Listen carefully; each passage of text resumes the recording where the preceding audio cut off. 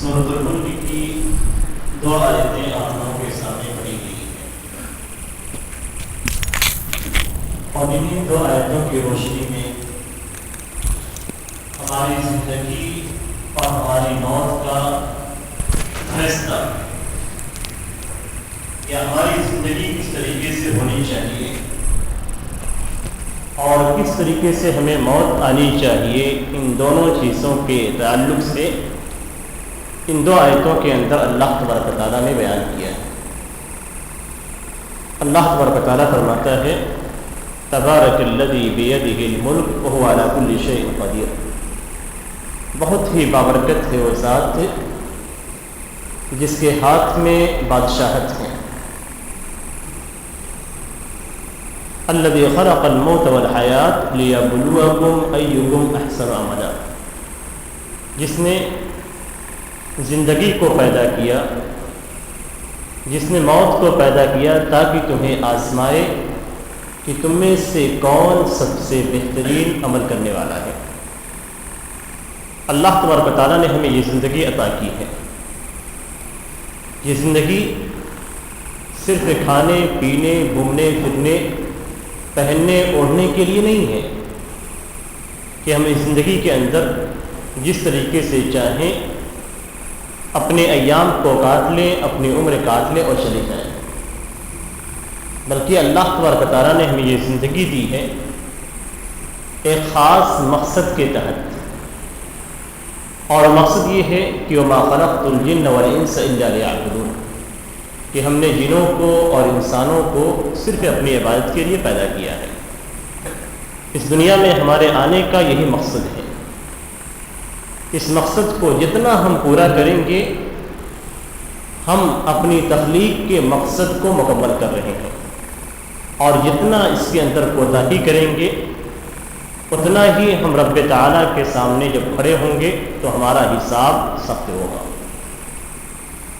یہیں سے ہمیں معلوم ہونا چاہیے کہ ہماری زندگی کس انداز میں گزرے گی۔ زندگی کو اللہ تبارک و تعالیٰ نے آسان چھوڑ دیا ہے۔ وَهَدَيْنَاهُ النَّجْدَيْنِ، دو راستے آپ کو سامنے ہیں، آپ کو اختیار اللہ تبارک و تعالیٰ نے دے دیا ہے دنیا کے اندر، چاہے تو صحیح راستے پہ چلیں یا غلط راستے پہ چلیں۔ آپ چاہے تو نماز کے لیے آئیں چاہے تو نہ آئیں، یہ آپ کو اللہ تعالیٰ نے اختیار دیا ہے، چاہے تو نیک عمل کریں یا نہ کریں، چاہے آپ ظلم کریں یا نہ کریں، یہ سب کچھ اختیار اللہ تعالیٰ نے آپ کو دیا ہے۔ لیکن اس اختیار کا مطلب یہ نہیں ہے کہ آپ اپنی زندگی اپنی مرضی کے حساب سے جئیں گے، بلکہ آپ کو اپنی زندگی اللہ تبارک و تعالیٰ کی رضامندی کی صورت میں گزارنی ہے۔ اسی لیے اللہ تعالیٰ نے فرمایا کہ الذی خلق الموت والحیات، زندگی کو بھی اللہ نے پیدا کیا ہے، موت کو بھی اللہ نے پیدا کیا ہے، لیبلوکم ایکم احسن عملا، تاکہ اللہ تعالیٰ تمہیں آزما لے کہ تم میں سے کون بہترین عمل کرنے والا ہے۔ تو حقیقت میں زندگی اور موت، اور شاید ہی موت سے کڑوی حقیقت کوئی چیز ہو، ہم میں سے ہر شخص یہ یقین رکھتا ہے کہ اسے مرنا ہے۔ ایک بچے سے ہی پوچھیں گے تو بتا دے گا کہ ہاں موت آنے والی ہے، لیکن جتنا ہم اس پہ یقین رکھتے ہیں اتنا ہی زیادہ اس سے ہم غافل ہیں۔ اگر ہمیں معلوم ہو جائے کہ ہمارا انجام کیا ہونے والا ہے دنیا میں، تو ہم اس چیز کو، اگر برا انجام ہے تو ہم چھوڑ دیں گے۔ اگر ہمیں معلوم ہو جائے کہ اس راستے کے آخر میں کوئی شخص گن لے کے کھڑا ہے، میں پہنچوں گا تو مجھے مار دے گا، تو کوئی بھی شخص اس راستے پہ جائے گا نہیں بلکہ دوسروں کو بھی روکے گا۔ اور ہمیں معلوم ہے کہ موت آنے والی ہے، اور موت کے بعد پھر حساب کا مرحلہ ہے۔ اگر صرف موت ہوتی تو آسان تھا، لیکن موت کے بعد کا جو مرحلہ ہے وہ دنیا کے مرحلے سے کہیں زیادہ کٹھن ہے۔ دنیا میں تو آپ نے اپنی مرضی کے حساب سے زندگی گزاری، لیکن جس انداز کی آپ نے زندگی گزاری ہے اسی انداز کی نعمت یا عذاب آپ کو قبر سے شروع ہو جائے گا۔ قبر ہی پہلی منزل ہے۔ جیسے ہی بندے کو قبر میں ڈالا جاتا ہے اور اس کے گھر والے پلٹ کے نکل جاتے ہیں اور بندے کو اپنے گھر والوں کے چپل کی، ان کے جوتوں کی، ان کے پیروں کی چاپ سنائی دیتی ہے، ابھی تھوڑی دور جاتے ہیں کہ 2 فرشتے اس کے پاس آ جاتے ہیں۔ نبی اکرم صلی اللہ علیہ وسلم نے ذکر کیا ہے، حضرت برا بن عازب رضی اللہ تعالیٰ عنہ کی حدیث ہے کہ ہم نبی اکرم صلی اللہ علیہ وسلم کے ساتھ تھے، ایک جنازے میں شریک ہوئے، ابھی قبر تیار نہیں ہوئی تھی، تو نبی اکرم صلی اللہ علیہ وسلم بیٹھے ہوئے تھے، ہم بھی بیٹھ گئے، اور اس طریقے سے ہم بیٹھے تھے کہ گویا ہمارے سروں پہ پرندے ہیں، تھوڑی سی حرکت کی تو پرندے اڑ جائیں۔ نبی اکرم صلی اللہ علیہ وسلم کے ہاتھ میں ایک چھوٹی سی لکڑی کا ٹکڑا تھا، آپ زمین کو کھرید رہے تھے۔ پھر اس کے بعد نبی اکرم صلی اللہ علیہ وسلم نے پوری تفصیل سے موت کو ذکر کیا کہ جب بندے کو قبر میں ڈال دیا جاتا ہے اور ڈالنے کے بعد اس کے گھر والے اسے دفن کر کے پلٹتے ہیں، ان کے قدموں کی چاپ کو سنتا ہے کہ اچانک اس کے پاس 2 فرشتے آ جاتے ہیں اور 3 سوال کیا جاتا ہے۔ یہ سوال ہم میں سے شاید ہر شخص کو یاد ہو، اس کا جواب بھی معلوم ہو۔ من ربک، ما دینک، ما هذا الرجل الذي بعث فيكم، تمہارا رب کون ہے، تمہارا دین کیا ہے، اور یہ آدمی جو تمہیں بھیجا گیا تھا وہ کون ہے۔ 3 سوال ہیں، پوچھا جائے تو سارے افراد کو معلوم ہوگا کہ اس 3 سوال کے جواب کیا ہے، لیکن قیامت کے دن قبر کے اندر جب آپ سے سوال کیا جائے گا تو اس سوال کا جواب آپ کے آج یاد ہونے کی طرح نہیں رہے گا۔ آپ کا عقیدہ جتنا پختہ ہوگا اتنا ہی اچھا آپ کا من ربک کا جواب ہوگا۔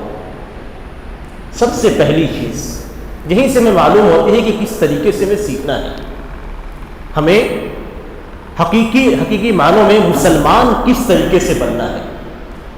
پہلا سوال جو کیا جائے گا قبر کے اندر، من ربک، تمہارا رب کون ہے۔ یہاں تو ہم کہتے ہیں کہ ہمارا رب اللہ ہے، لیکن اللہ کے رب ہونے کا معنی کیا ہے، اللہ کے رب ہونے کا مطلوب کیا ہے، مقصود کیا ہے، یہ اصل میں جاننے کی ضرورت ہے۔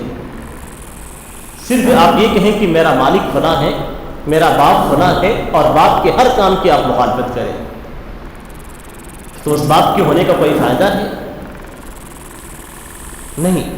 ایسے اگر آپ کہتے ہیں کہ میرا رب اللہ ہے اور اس کے بعد ہر کام میں آپ اللہ کی مخالفت کرتے ہیں، اپنے رب کی مخالفت کرتے ہیں، تو اس کا مطلب یہ کہ آپ نے رب کو رب نہیں جانا، وہاں آپ کا جواب اتنا پختہ نہیں ہوگا، اس لیے کہ آپ نے رب کو پہچانا ہی نہیں۔ رب کون ہے، اللہ کون ہے، آپ سے کیا چاہتا ہے، اللہ تبارک و تعالیٰ کی توحید کیا ہے، توحید کے اقسام کیا ہیں، کس طریقے سے آپ رب کی توحید کو بجا لائیں گے۔ جب تک یہ چیزیں آپ نہیں جانیں گے، من ربک کا مفہوم آپ نے نہیں جانا۔ صرف آپ نے ایک سوال جان لیا، لیکن سوال کا جو جواب ہے وہ آپ کو نہیں معلوم ہے۔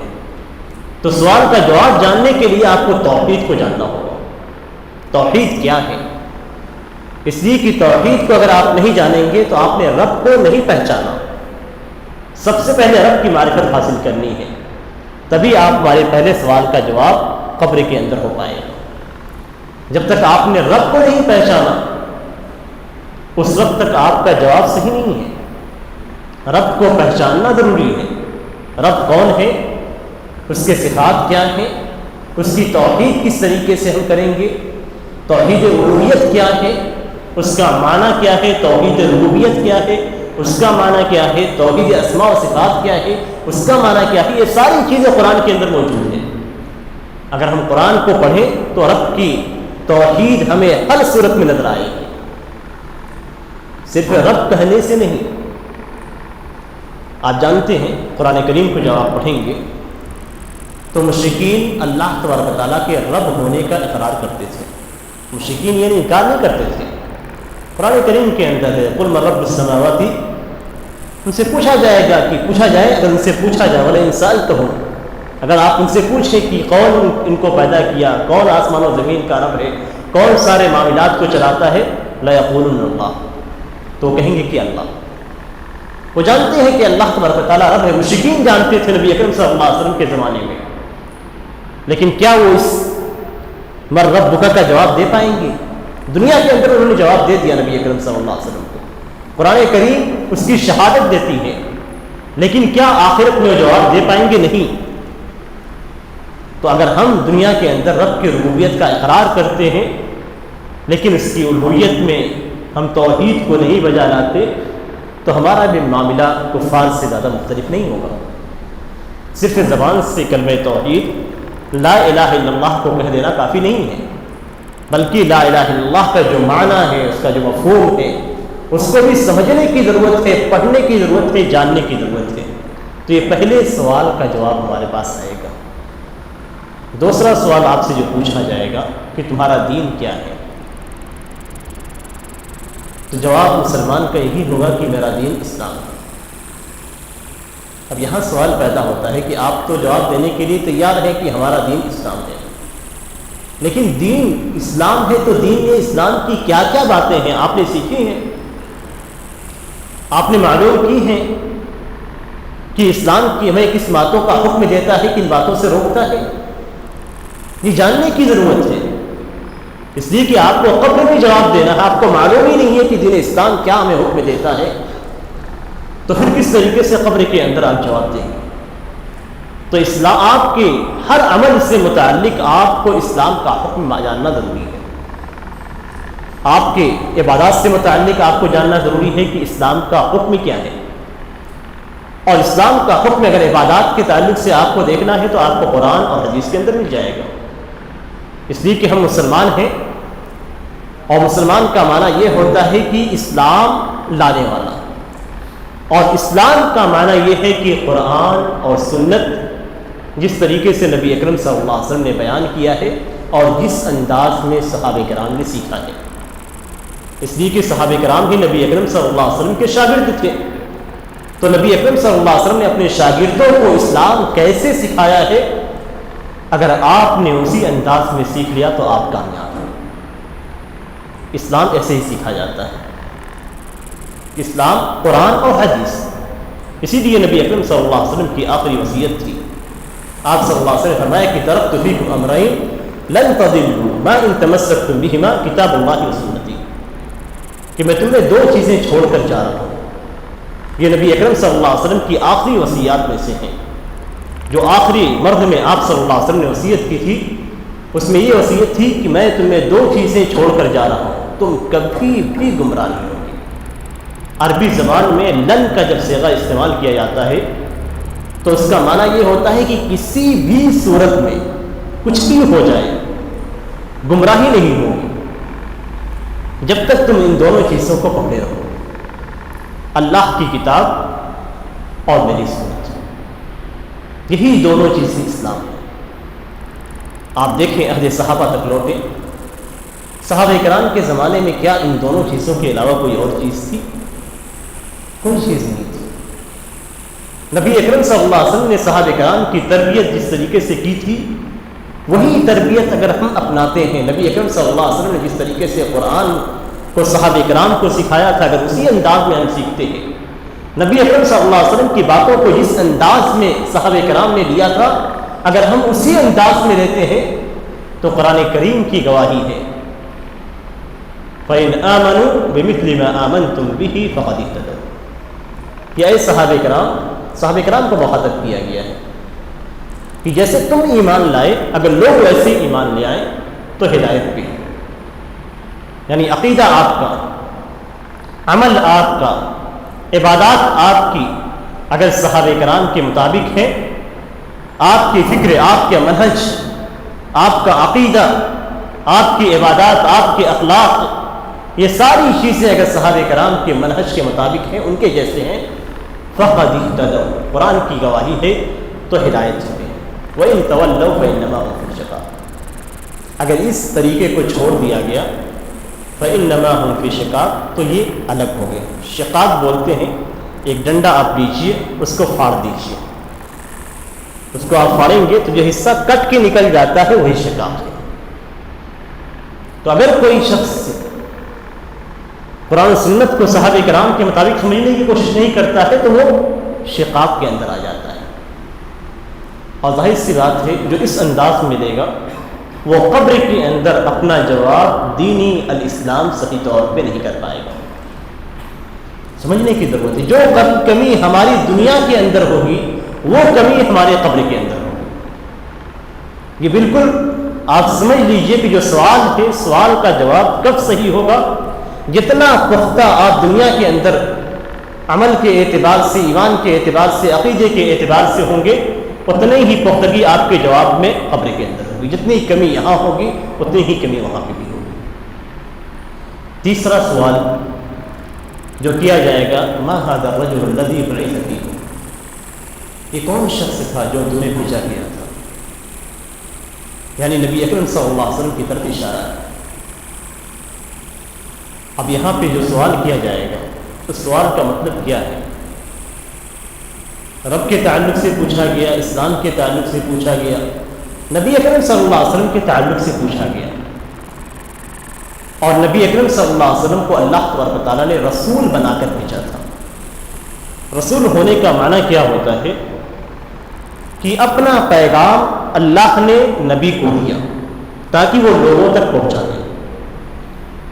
جس طریقے سے آج کے زمانے میں ایک مثال بیان کر رہا ہوں، یہ مثال فٹ نہیں ہوتی، نبی کا مقام بہت اونچا ہے، لیکن صرف سمجھانے کے لیے آپ اپنا سامان جب کسی کے یہاں بھیجنے کے لیے بھیجنا چاہتے ہیں تو کوریئر والے کے پاس جاتے ہیں، اس کو دیتے ہیں اور وہ آپ کا سامان ڈیلیور کرتا ہے.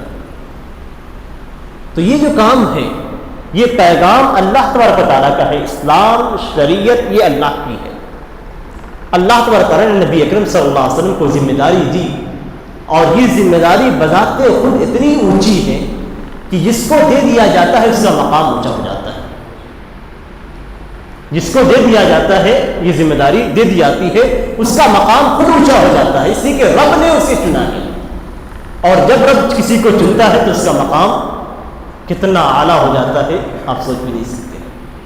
اسی لیے نبی اکرم صلی اللہ علیہ وسلم کا جو مقام ہے اسلام کے تعلق سے، اسلام کے پیغام کے پہنچانے کے تعلق سے، تو رسول ہے لیکن اللہ کے رسول ہے. صرف عام رسول نہیں ہے، رسول ہے، پیغام پہنچانے والے ہیں لیکن اللہ کا پیغام پہنچانے والے ہیں. اور قرآن کریم کے اندر اللہ تبارک و تعالیٰ نے اس چیز کو ذکر کیا ہے، قل اطیعوا اللہ واطیعوا الرسول، اللہ کی اطاعت کرو، اللہ کے رسول کی اطاعت کرو. جس نے رسول کی اطاعت کی اس نے حقیقی معنوں میں اللہ کی اطاعت کی.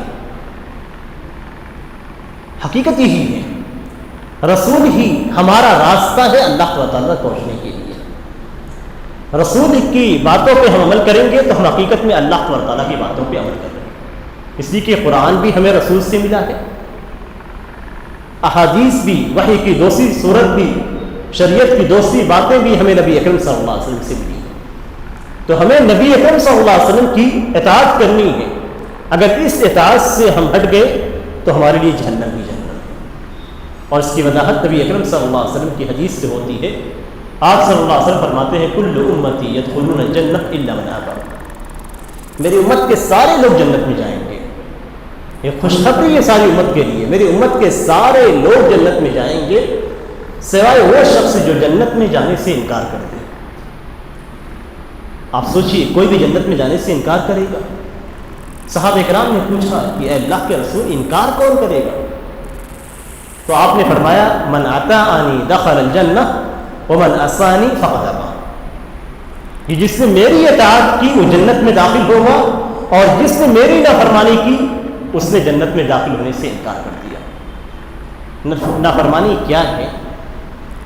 یعنی قبر کے اندر جو سوال کیا جائے گا کہ یہ شخص کون ہے جو تمہیں بھیجا گیا تھا، اور اس حدیث دونوں کو ملا کر دیکھیں تو آپ کو سمجھ میں آ جائے گا کہ نبی کی رسول ہونے کا ہم جتنا اقرار کرتے ہیں کیا اتنا ہم عمل بھی کرتے ہیں. نبی اکرم صلی اللہ علیہ وسلم کی اگر کوئی صحیح حدیث آپ کے سامنے آ گئی آپ نے قبول کیا، من اطاعنی دخل الجنہ۔ نبی اکرم صلی اللہ علیہ وسلم کی کوئی صحیح حدیث آپ تک پہنچ گئی، آپ نے اسے قبول نہیں کیا۔ من عصانی فقط ابى، جس نے میری نافرمانی کی اس نے جنت میں داخل ہونے سے کہا۔ آپ نبی اکرم صلی اللہ علیہ وسلم کی ایک حدیث کو ریجیکٹ کر دیتے ہیں، آپ جنت میں داخل ہونے سے انکار کرتے ہیں۔ قبر کے اندر وہی سوال کیا جائے گا۔ پورا تعلق ہے شریعت کا ایک دوسری چیز سے، رسول کے رسول ہونے کا، رسول کی اطاعت کا، قبر کے اندر نبی اکرم صلی اللہ علیہ وسلم کے تعلق سے سوال کرنے کا۔ آپ کیا جواب دیں گے کہ ہاں یہ نبی تھے؟ قبر کے اندر آپ یہ جواب دیں گے کہ ہاں یہ نبی تھے، یہ ہمارے لیے بھیجے گئے تھے، لیکن میں نے ان کی فلاں فلاں حدیث کو قبول نہیں کیا۔ قبر کے اندر یہ جواب ہمارا ہوگا، یا قبر کے اندر ہمارا جواب یہ ہوگا کہ ہاں یہ ہمارے نبی ہے، رسول ہیں، ہم نے ان کی اطاعت کی، ان کی باتوں کو قبول کیا، ان کی احادیث کو قبول کیا۔ ہمارا یہ جواب ہے تو قبر کے اندر ہمارا جواب صحیح ہے۔ جتنی زیادہ ہماری اطاعت نبی کے لیے ہوگی اتنا زیادہ مضبوط جواب ہمارا قبر کے اندر ہوگا، اور جتنی ہماری نافرمانی ہوگی، حدیثوں کو رد کرنا ہوگا، اتنا ہی جنت میں جانے سے ہمارا انکار ہوگا، اور جنت میں اور جہنم میں جانے کا راستہ قبر سے ہی ہو کر جاتا ہے۔ اس لیے کہ قبر کے اندر سوال و جواب کے بعد دو صورتیں ہوتی ہیں، جیسا کہ نبی اکرم صلی اللہ علیہ وسلم کی اسی حدیث میں تفصیل لمبی حدیث ہے، اس لیے میں پوری حدیث آپ لوگوں کو نہیں بیان کر رہا ہوں، صرف ٹکڑے ٹکڑے بیان کر رہا ہوں۔ نبی اکرم صلی اللہ علیہ وسلم اسی حدیث کے اندر قبر میں موجود افراد کی دو کیفیت ذکر کرتے ہیں۔ ایک اچھا بندہ جس نے سوالوں کا صحیح جواب دیا ہے، اس کے لیے جنت کی کھڑکی کھولی جائے گی، جنت کا بچھونا بچھایا جائے گا، جنت کی خوشبو، اس کی مزیدار ہوائیں اس کے پاس آئیں گی۔ وہیں پہ ایک دوسرا شخص ہوگا جو بدبخت ہوگا۔ بدبختی کیسے رہے گی؟ رب کے تعلق سے ہم نے معلومات حاصل نہیں کی، دین اسلام کو ہم نے نہیں جانا، نبی اکرم صلی اللہ علیہ وسلم کی احادیث ہمارے کانوں میں پڑ رہی ہے، ہم اسے قبول نہیں کر رہے۔ یہی بدبختی ہے۔ لِيَبْلُوَكُمْ أَيُّكُمْ أَحْسَنُ عَمَلًا، یہی آزمائش ہے کہ آپ کا عمل اچھا ہی یا برا ہے۔ ایسے شخص کے لیے جہنم کی کھڑکی کھولی جائے گی، وہاں جہنم کی جو تپش ہوگی، جو لہریں ہوں گی، آگ کی جو لہریں ہوں گی، وہ ساری کی ساری اس کے پاس آئیں گی۔ جہنم کا بچھونا بچھایا جائے گا ایسے شخص کے لیے۔ آپ سوچیے، قبر ہی سے شروع ہو جائے گا آپ کی نعمت کا معاملہ بھی، آپ کے عذاب کا معاملہ بھی، اس لیے کہ وہیں سے حساب کیا جائے گا۔ ایسا نہیں ہے کہ سارا حساب آپ کو آخرت میں کیا جائے گا، نہیں، قبر کے اندر بھی حساب ہوگا، اور یہ حساب آپ کے گناہوں پہ بھی ہوگا۔ نبی اکرم صلی اللہ علیہ وسلم کی حدیث ہے کہ آپ صلی اللہ علیہ وسلم کا گزر دو قبروں کے پاس سے ہوا۔ آپ نے فرمایا کہ انہما ليعذبان، یہ دو قبر والوں کو عذاب دیا جا رہا ہے، وما يعذبان في كبير، ان دونوں کو کوئی بڑی چیز کے بارے میں نہیں عذاب نہیں دیا، یعنی بہت بڑی چیز نہیں۔ پھر آپ نے فرمایا کہ نہیں، بڑی چیز ہے، یعنی معمولی نظر آ رہی ہے لیکن حقیقت میں بڑی ہے۔ ایک چغلخوری کرتا تھا، اور دوسرا پیشاب کے چھینٹوں سے نہیں بچتا تھا۔ یعنی دنیا کے اندر جو غلط کام ہے اس کا بھی حساب قبر میں ہونے والا ہے۔ قبر میں جو عذاب ہوگا وہ دنیا کے اندر غلط کاموں کی وجہ سے بھی ہوگا۔ تو یہاں پہلے قبر کے سوالوں کا جواب ہمیں تیار کرنا ہے۔ اس کے بعد جو مرحلہ آتا ہے، جب قبر سے لوگوں کو اٹھایا جائے گا، محشر کے اندر جمع کیا جائے گا، تو سب سے پہلی جس چیز کا حساب ہوگا وہ نماز سے۔ اول ما يحاسب العبد يوم القیامہ الصلاۃ، کہ سب سے پہلے جس کا حساب ہوگا وہ نماز سے۔ آپ کی نمازوں کو دیکھا جائے گا۔ دو روایتیں اس سلسلے ملتی ہیں، دو طرح کی روایتیں۔ ایک روایت میں یہ ہے کہ اگر آپ کی نماز درست ہوگی تو آپ کے سارے اعمال کو درست قرار دیا جائے گا، یعنی نماز کو دیکھا جائے گا، نماز اوکے ہے تو سب کچھ اوکے ہے آپ کا، اور اگر نماز آپ کی خراب ہے تو آپ کے سارے اعمال کو خراب قرار دیا جائے گا، یعنی آپ کے سارے اعمال کو دیکھنے کا، اس کو پرکھنے کا، اس کو جانچنے کا معیار آپ کی نماز ہے۔ یہاں پہ ہمیں اپنی نمازوں کو بھی اچھا کرنا ہے، اس لیے کہ جتنی اچھی نماز ہوگی، اچھی ہونے کا مطلب کیا ہے؟ لِيَبْلُوَكُمْ أَيُّكُمْ أَحْسَنُ عَمَلًا۔ اس کی تفسیر میں حضرت حسن البصری رحمہ اللہ کہتے ہیں کہ لِيَبْلُوَكُمْ أَيُّكُمْ أَحْسَنُ عَمَلًا کا مفہوم ہے کہ جس کے اندر اخلاص پائے جائے اور سنت کے مطابق ہو۔ آپ نماز پڑھ رہے ہیں، آپ اللہ کے لیے پڑھ رہے ہیں، اور آپ کی نماز سنت کے مطابق ہے تو آپ کا عمل سب سے بہترین ہے۔ آپ نمازیں زیادہ پڑھ رہے ہیں لیکن اخلاص نہیں ہے تو اس نماز کا کوئی فائدہ نہیں۔ آپ نمازیں زیادہ پڑھ رہے ہیں لیکن وہ سنت کے مطابق نہیں ہے تو ایسی نماز بہترین عمل کے اندر شامل نہیں ہے۔ تو ہمیں جو چیز دیکھنی ہے نماز کے تعلق سے غور کرنے کی چیز ہے وہ یہ کہ ہماری نمازوں میں اخلاص ہونا چاہیے، اور اخلاص کے ساتھ ساتھ سنت کے مطابق ہونا چاہیے۔ ہمیں اس بات کا شوق ہونا چاہیے، اس بات کی حرص ہمارے اندر ہونی چاہیے کہ ہماری نمازیں صرف اللہ تعالیٰ کے لیے ہوں۔ وہیں پہ ہمیں اس بات کی بھی طلب ہونی چاہیے اور اس بات کی بھی حرص ہونی چاہیے کہ ہماری نمازیں سنت کے مطابق ہوں۔ ہم کوئی بھی نماز سنت کے خلاف نہ پڑھیں۔ ہماری ہر نماز کی ہر کیفیت سنت کے مطابق ہو تو ہمارا عمل سب سے بہترین عمل قرار پائے گا۔ اوکے ہے تو سب کچھ اوکے ہے، آپ کی چھوٹی چھوٹی غلطیوں کو معاف کر دیا جائے گا، لیکن اگر نماز آپ کی اوکے نہیں ہے تو آپ کی ایک ایک چیز سے پکڑ کی جائے گی، اور یہ چیز نماز کے اندر جو کمی واقع ہوتی ہے، کمی کا مطلب یہ نہیں کہ آپ نماز چھوڑیں، کمی کا مفہوم یہ ہے کہ آپ نماز کے لیے کھڑے ہوئے، ذہنی طور پہ آپ کہیں اور چلے گئے، آپ کا ذہن کہیں اور بھٹک گیا، تو اس کے تعلق سے دوسری روایت ہے کہ اللہ تبارک و تعالیٰ کہے گا کہ دیکھو میرے بندے کے پاس سے کچھ نفل نمازیں ہیں یا نہیں ہیں۔ اگر فرض نمازوں میں آپ کے ذہن بھٹکنے کی وجہ سے، کچھ کمی ہونے کی وجہ سے نماز کے اندر کمی رہ گئی تو اللہ تبارک و تعالیٰ کہے گا دیکھو میرے بندے کے پاس کچھ نفل نمازیں ہیں یا نہیں ہیں، اگر ہے تو اسے پوری کر دو، ملا کے فریضے کو مکمل کرو۔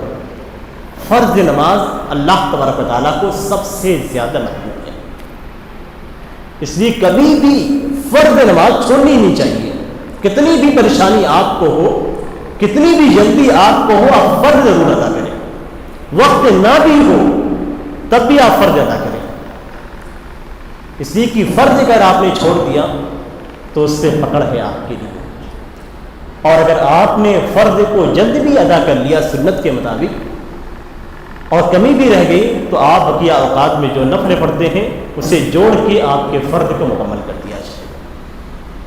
یہ مرحلہ مکمل ہونے کے بعد آگے ایک حدیث سے جو اصل ہمارے اس سے مجلس کا عنوان ہے وہ یہ کہ رب تعالیٰ کے سامنے بندے کو پیش کیا جائے گا اور 5 چیزوں کے تعلق سے سوال کیا جائے گا۔ لا تزول قدم عبد حتى يسأل عن 4 حتى يسأل عن 5 کہ 5 چیزوں کے بارے میں سوال کیا جائے گا، اس سے پہلے اس کا قدم ٹل نہیں سکتا، رب کے سامنے کھڑا ہوگا۔ آپ رب کی عظمت کا تصور اگر کرنا چاہیں تو صرف یہ تصور کر لیجئے کہ رب تعالیٰ کا عرش کتنا عظیم ہے، اس کی جو کرسی ہے، کرسی کا معنی یہ ہے کہ نبی اللہ تعالیٰ کے پیر رکھنے کی جگہ، عرش میں پیر رکھنے کی جو جگہ ہے اسے کرسی سے تعریف کیا جاتا ہے۔ وسع کرسی السماوات والارض، صرف کرسی یہ سارے آسمان و زمین کا احاطہ کیے ہوئے ہیں، پوری دنیا آپ دیکھ رہے ہیں، پوری کائنات آپ دیکھ رہے ہیں، یہ پوری کائنات کا احاطہ صرف عرش کی کرسی کیے ہوئے ہے، اور کرسی کے مقابل میں عرش کی جو حیثیت ہے، ایک دوسرے کو اگر دیکھنا چاہیں تو عرش کے مقابل میں کرسی کی جو حیثیت ہے وہ جس طریقے سے آپ لوہے کا ایک کڑا کسی صحرا میں پھینک دیں، صحرا میں لوہے کا ایک کڑا جو آپ پہ جو عورتیں پہنتی ہیں مثال کے طور پہ، آپ اسے پھینک دیں، پورے ایک صحرا میں کڑا کیا حیثیت رکھتی ہے، آپ کو نظر بھی نہیں آئے گا۔ عرش کے مقابل میں کرسی کی یہ حیثیت ہے، اور کرسی کتنی بڑی ہے، پورے کائنات کا احاطہ کی ہوئی ہے۔ تو آپ سوچیں کہ رب تعالی جو عرش پہ مستوی ہے وہ کتنا عظیم ہے، اور اس کے سامنے آپ کو کھڑا کیا جائے، کیا حیثیت ہے کہ آپ فلائٹ سے اوپر جاتے ہیں تو انسان نظر نہیں آتا ہے، تھوڑا سا اوپر آپ جائیں تو انسان نظر نہیں آتا ہے، اور رب تعالیٰ کتنا عظیم ہے، اس کے سامنے آپ کیا ہیں، اور آپ کے قدم ٹل نہیں سکتے جب تک کہ آپ 5 چیزوں کا جواب نہ دیں۔ آپ کی عمر کے تعلق سے پوچھا جائے گا کہ آپ نے اپنی عمریں کہاں گنوائی ہے، اللہ تعالیٰ نے آپ کو زندگی دی ہے، یہ زندگی آپ نے کہاں لگائی،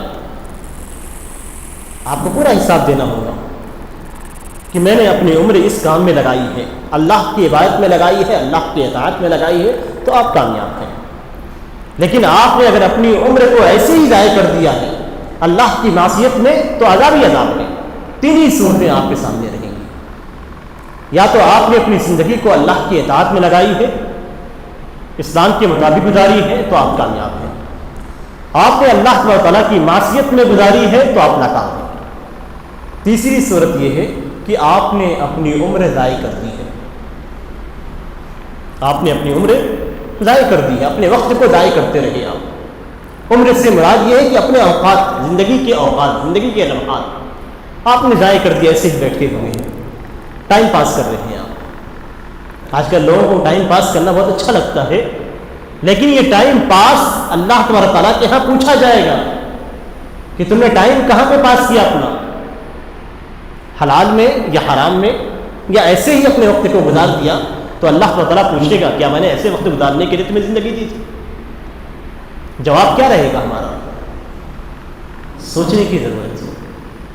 وہیں پہ زندگی کے سب سے بہترین ایام انسان کی جوانی کے ایام ہیں۔ جوانی کے ایام کے بارے میں پوچھا جائے گا، کیوں؟ اس لیے کہ اللہ تبارک تعالیٰ نے جوانی کے ایام میں آپ کو قوت دی ہے، طاقت دی ہے۔ کیا آپ نے اپنی اس طاقت کو، قوت کو اللہ کی بات میں خرچ کیا، یا ایسے ہی گھومتے پھرتے آپ نے گزار دیا؟ آج نوجوان صرف گھومنے میں لگے رہتے ہیں، لیکن اللہ تبارک تعالیٰ اس نوجوانی کے بارے میں پوچھے گا۔ یہ سب سے قیمتی ایام ہوتے ہیں جن کے بارے میں اللہ تعالیٰ پوچھے گا کہ عبادات آپ نے کی یا نہیں۔ سب سے زیادہ نوجوان غافل رہتے ہیں اللہ کی عبادات سے، سب سے زیادہ نوجوان غافل رہتے ہیں اللہ تبارک تعالیٰ کی مساجد سے، سب سے زیادہ نوجوان غافل رہتے ہیں قرآن کریم کی تلاوت سے۔ جتنی بھی غفلت دین کے تعلق سے پائی جاتی ہے، سب کی سب نوجوانی میں پائی جاتی ہے، اور جب نوجوانی کا مرحلہ گزر جاتا ہے تو اس کے بعد بڑھاپے کے مرحلے میں اللہ تعالیٰ کی جانب رجوع کیا جاتا ہے۔ آپ یہ نہ سوچیں کہ بعد میں آنے کے بعد آپ سے پوچھا نہیں جائے گا، یہاں پہ پوچھا جائے گا آپ کی جوانی کے بارے میں۔ عمر کے بارے میں تو پوچھا ہی گیا، جو آپ کے سارے مرحلے ہیں بچپن سے لے کے آپ کے بڑھاپے تک، لیکن جوانی کے بارے میں خاص طور سے پوچھا جائے گا کہ جوانی آپ نے کہاں پہ خرچ کی، کہ جوانی کیا اللہ کی اطاعت میں خرچ کی، عبادات میں خرچ کی، نفلی نمازوں میں خرچ کی، نفلی روزوں میں خرچ کی؟ آپ کے پاس قوت تھی، آپ چاہتے تو رات میں قیام اللیل کر سکتے ہیں، آپ چاہیں تو آپ ہفتے میں 2 روزے نبی اکرم صلی اللہ علیہ وسلم کی سنت کے مطابق لا سکتے ہیں۔ آپ کے پاس قوت ہے، اللہ تعالیٰ نے قوت دی ہے، آپ نے یہ قوت کہاں صرف کی، کہاں پہ خرچ کیا؟ یہ اصل سوال آپ کا ہوگا جس کا جواب آپ کو تیار کرنا ہے۔ پھر آگے اللہ تعالیٰ پوچھے گا آپ سے مال کے تعلق سے۔ مال کے تعلق سے 2 سوال ہیں، وَعَنْ مَالِهِ مِنْ أَيْنَ اكْتَسَبَهُ وَفِيمَا أَنْفَقَهُ۔ مال کے تعلق سے 2 سوال ہیں، ساری چیزوں کے تعلق سے 1 سوال ہے، لیکن مال کے تعلق سے 2 سوال ہیں، اور اس سے ہمیں یہ معلوم ہوتا ہے کہ مال کی اہمیت بہت زیادہ ہے۔ اس لیے کہ ڈبل سوال ہوگا. سوال یہ ہوگا کہ اس مال کو تم نے کہاں سے کمایا ہے, حلال سے یا حرام سے. اگر آپ نے حلال سے کمایا ہے تو آپ کامیاب ہیں, لیکن نہیں, ابھی باقی ہے دوسرا سوال. یہ نہ مطمئن ہو جائے کہ میں نے حلال سے کما لیا تو جس طریقے سے چاہے خرچ کرو, نہیں. ابھی آپ کو اسی سے یہ دیکھنا ہے کہ آپ نے حلال سے کمایا ہے یا حرام سے. حلال سے کمایا ہے تو ایک سوال کا جواب آپ کو حاضر ہو گیا, لیکن حرام سے کمایا ہے تو وہ بھی ضائع ہوا. اور پھر اس کے بعد پوچھا جائے گا کہ مال کمانے کے بعد کہاں پہ خرچ کیا, حلال میں یا حرام میں. اب اس طریقے سے اگر آپ جوڑیں گے تو آپ کے پاس صرف ایک صورت باقی بچے گی نجات پانے کی. اگر آپ نے حرام سے کمایا, حلال میں خرچ کیا, تب بھی آپ کا غلط ہے. آپ نے حلال سے کمایا, حرام میں خرچ کیا, تب بھی غلط ہے. صرف ایک ہی صورت باقی بچے گی, آپ حلال سے کمائیں اور حلال میں خرچ کریں. ایسا نہیں ہے کہ ہمیں اختیار دیا گیا ہے جیسے چاہے اپنے مال کو خرچ کریں, نہیں, جیسے چاہے کمائیں. آج کل کمانے کی ہوس اتنی زیادہ ہے اور ایک دوسرے سے امیر بننے کی کوشش اتنی زیادہ ہے کہ ہم ہر طریقے کو اختیار کرتے ہیں, حتیٰ کہ سود لینے دینے کے طریقے کو بھی اختیار کرتے ہیں. کاروبار بڑھانا ہے, کاروبار چل رہا ہے ہمارا اچھے طریقے سے, ہم چاہیں تو پوری زندگی اسی میں گزار سکتے ہیں, لیکن نہیں, ہم کیوں دوسرے سے کم رہیں. ہمارے پاس مال اور آنا چاہیے, تو بزنس کو بڑھانے کے لیے بینکوں سے لون لیا جاتا ہے, بزنس کو بڑھانے کے لیے قرض لیا جاتا ہے اور سود ادا کیا جاتا ہے. کیوں؟ بزنس کو بڑھانا ہے. جو بزنس چل رہا ہے اس میں زندگی کا گزارا آسانی کے ساتھ ہو سکتا ہے, لیکن نہیں, ہمیں اور مزید آگے بڑھنا ہے, مال مزید کمانا ہے, تو وہاں ہم حرام طریقے کو اختیار کر لیتے ہیں. اور اس کے بعد ہمارے پاس پیسے آ جاتے ہیں تو ہم مسجدیں تعمیر کرتے ہیں, ہمارے پاس پیسے آ جاتے ہیں ہم غریبوں میں تقسیم کرتے ہیں, ہمارے پاس پیسے آتے ہیں تو مختلف مدرسوں والوں کو دیتے ہیں. حرام سے کمایا آپ حلال میں کتنا بھی خرچ کریں کوئی فائدہ نہیں ہونے والا ہے. آپ کے مسجدیں بنانا بیکار ہے, آپ کے مدرسوں کا تعاون کرنا بیکار ہے, آپ غریبوں کا تعاون کرتے ہیں, سب بیکار ہے, کوئی فائدہ نہیں ہے اس کا. حلال سے آپ نے 2 روپے کمائے, اگر اس میں سے آپ 5 پیسے بھی حلال میں خرچ کر دیتے ہیں, کسی مسجد میں ڈال دیتے ہیں, تو وہ لاکھوں روپے سے زیادہ بہتر ہے جو آپ نے لون لے کے کمایا ہے. حرام سے کمائیں گے تو اس کا حساب ہونے والا ہے, اور یہ حرام جس قدر حرام ہوگا, سب سے زیادہ شدت سود کے اندر پائی جاتی ہے, اور سود میں اللہ اور اس کے رسول کی جانب سے جنگ کا اعلان ہے. فَأْذِنُوا بِحَرْبٍ مِّنَ اللَّهِ وَرَسُولِهِ, اللہ اور اس کے رسول کی جانب سے جنگ کا اعلان سن لو. جو لوگ سود دیتے ہیں, قرآن کریم اعلان کرتا ہے کہ اللہ اور اس کے رسول کی جانب سے اس کے لیے جنگ ہے, اور کوئی بھی اللہ اور اس کے رسول سے جیت سکتا ہے. سوال ہی نہیں پیدا ہوتا ہے. جس سے اللہ کی جنگ ہو کبھی کامیاب ہو سکتا ہے. ہم تو دیکھتے ہیں غیر مسلموں کے پاس ہی پیسے ہوتے ہیں جو اللہ تعالیٰ کے ساتھ شریک کرتے ہیں. یہ اس بات کی دلیل نہیں ہے کہ اللہ تعالیٰ ان سے راضی ہے. اللہ تعالیٰ نے آپ کو مہلت دی ہے توبہ کرنے کے لیے. اگر توبہ کیے وَإِن تُبْتُمْ فَلَكُمْ رُءُوسُ أَمْوَالِكُمْ, آپ نے توبہ کر لیا, آپ کا اپنا جو مال ہے وہ آپ لے لیجئے, باقی جو سود کا حرام مال ہے وہ نکال دیجیے. تو یہاں پہ 2 سوالات ہوں گے آپ سے. آپ نے, چلیے ٹھیک ہے, آپ نے حرام سے نہیں حلال سے کمایا, اپنی محنت سے کمایا, محنت سے کمانے کے بعد آپ حرام میں خرچ کر رہے ہیں, تب بھی آپ کا کمانا, محنت کرنا سب بیکار ہے, کوئی فائدہ نہیں ہے اس کا. آپ نے بہت محنت کی لیکن اس محنت کا کوئی فائدہ نہیں ہے, اس لیے کہ آپ نے حرام میں خرچ کیا. اور آج ہم حرام میں مختلف طریقے سے خرچ کرتے ہیں. قرآن کریم کے اندر اللہ تعالیٰ فرماتا ہے وَلَا تُبَذِّرْ تَبْذِيرًا إِنَّ الْمُبَذِّرِينَ كَانُوا إِخْوَانَ الشَّيَاطِينِ. حد سے زیادہ اسراف نہ کرو, اس لیے کہ اسراف کرنے والے شیطانوں کے بھائی ہیں. آج ہم دیکھیں شادیوں کے اندر کتنا خرچ کرتے ہیں, اپنے ریا کے لیے, اپنے نمود کے لیے کہ ہماری شادی, ہماری بیٹی کی شادی کسی دوسرے سے کم نہ ہو. کروڑوں روپے خرچ کر دیتے ہیں, کھانے برباد کرتے ہیں, یہ ساری چیزیں تبذیر کے اندر آتی ہیں. اس کے تعلق سے بھی سوال کیا جائے گا, مخالط کے تعلق سے بھی سوال ہوگا, اور اسراف اور تبذیر اور بیجا خرچ کے تعلق سے بھی سوال کیا جائے گا. بیچ میں چلنا ہے. ہمیشہ نبی اکرم صلی اللہ علیہ وسلم کا فرمان ہے القصد تبلغ, آرام سے چلو, میانہ روی اختیار کرو, درمیانی راستہ اختیار کرو, یہی کامیابی کا راستہ ہے. کسی بھی چیز میں حد سے زیادہ تجاوز کرنا حلال میں بھی حرام ہے. وَكُلُوا وَاشْرَبُوا وَلَا تُسْرِفُوا, کھاؤ پیو لیکن اسراف نہ کرو. آپ کو شادی میں کھلانا ہے کھلائیے لیکن اسراف سے کام نہ لیں. آپ کو پلانا ہے پلائیے لیکن اسراف سے کام نہ لیں. اسراف سے منع کیا گیا ہے. ہر چیز میں درمیانی راستہ اختیار کرنا ہی بہتر ہے. اگر یہاں پہ ہم کامیاب ہو گئے تو ہمارے اس سوال کا جواب کا حل ہمیں مل جائے گا. ایک آخری سوال رہے گا, اور یہ سوال بہت اہم ہے. یہ سوال کیا ہوگا؟ سوال یہ رہے گا ماذا عمل فیما علم. جو اس سے علم تھا اس علم کے مطابق اس نے کیا عمل کیا. سب سے پہلی چیز کہ ہر مسلمان پہ دین کی ضروری باتیں سیکھنا واجب ہے.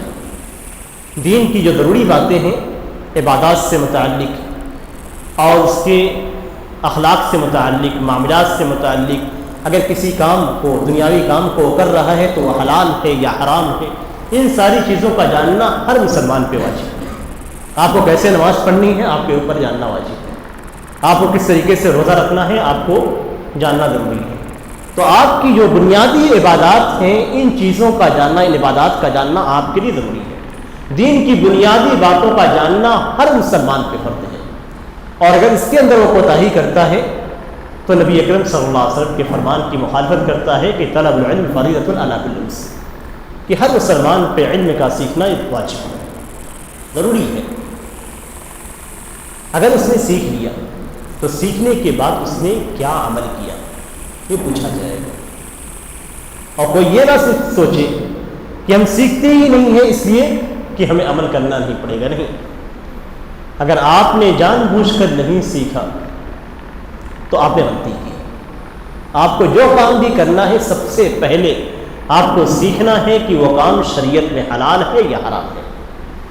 اس کے بعد آپ کو اس کے مطابق عمل کرنا ہے. آپ کو کسی بھی بزنس میں بھی داخل ہونا ہے, کوئی بزنس بھی کرنا ہے آپ کو, تو سب سے پہلے آپ یہ معلوم کریں کہ یہ میرے لیے حلال ہے یا حرام ہے. یہ نہیں کہ پہلے آپ شروع کر دیں اس کے بعد پوچھیں. ایسے ہی ہوتا ہے, پہلے کر لیتے ہیں, کرنے کے بعد پوچھتے ہیں مولانا صاحب میں نے یہ کام کیا ہے یہ حلال تھا یا حرام تھا.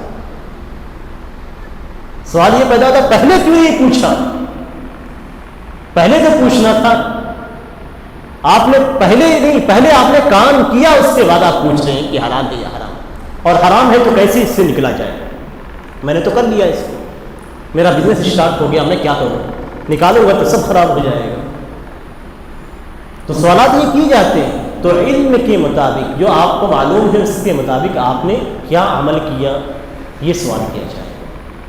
اور یہاں پہ علم میں سب سے پہلے توحید کا علم داخل ہوتا ہے, اس کے بعد عبادات کا علم داخل ہوتا ہے, اس کے بعد معاملات کا علم داخل ہوتا ہے. تو سب سے پہلے ہمیں توحید سیکھنی ہے, اسی کے مطابق عمل کرنا ہے. پھر عبادات کو قرآن اور سنت کی روشنی میں صحابہ کرام کے منہج کے مطابق ہمیں سیکھنا ہے, اور پھر اس کے مطابق عمل کرنا ہے. پھر ہمارے جتنے بھی معاملات پیش آتے ہیں دنیا کے اندر دنیاوی چیزوں سے متعلق, جب بھی پیش آئیں عالم سے رجوع کریں, پوچھیں, شریعت کے مطابق آپ عمل کریں. تو اس صورت میں ہمارے 5 سوال کے جواب حاضر ہوں گے, اور اس کے بعد آرام کے ساتھ ہمارے قدم اللہ تبارک و تعالیٰ کے حدود سے ہٹ جائیں گے, ہم اللہ تبارک و تعالیٰ کے عذاب سے بچیں گے. تو بچنے کا یہی راستہ ہے کہ جو چیزیں ہیں ان سے ہم, جو سیکھنے کی چیزیں ہیں وہ ہم سیکھیں, جو کرنے کی چیزیں ہیں وہ ہم کریں, جو نہ کرنے کی چیزیں ہیں ان سے ہم بچیں. اور اس طریقے سے اپنے آپ کو ہم محفوظ رکھیں۔ اللہ تعالیٰ سے دعا ہے کہ اللہ تعالیٰ ہمیں دین کی سمجھ عطا فرمائے، ہمارے اندر جو کوتاہیاں ہیں، جو کمیاں ہیں، اللہ تعالیٰ ان کوتاہیوں کو، ان کمیوں کو دور کرے، ہماری توحید میں، ہماری عبادات میں، ہمارے عقائد میں، ہمارے معاملات میں، ہمارے اخلاق میں جو کوتاہیاں پائی جاتی ہیں، اللہ تعالیٰ ان کوتاہیوں کو ہمیں جاننے کی توفیق عنایت فرمائے اور پھر اس سے صحیح کرنے کی توفیق دے۔ اللہ تعالیٰ ہی ہر چیز پہ قادر ہے۔ اللہ تعالیٰ سے دعا ہے کہ اللہ تعالیٰ ہماری اس مجلس میں شریک تمام مسلمانوں کی مغفرت فرمائے اور ان کے ان اوقات کو اللہ تعالیٰ اپنے یہاں ان کے میزان حسنات میں لکھ دے۔ آمین۔ صلی اللہ علیہ نبینا محمد وعلی آلہ وصحبہ وسلم۔ السلام علیکم ورحمۃ اللہ وبرکاتہ۔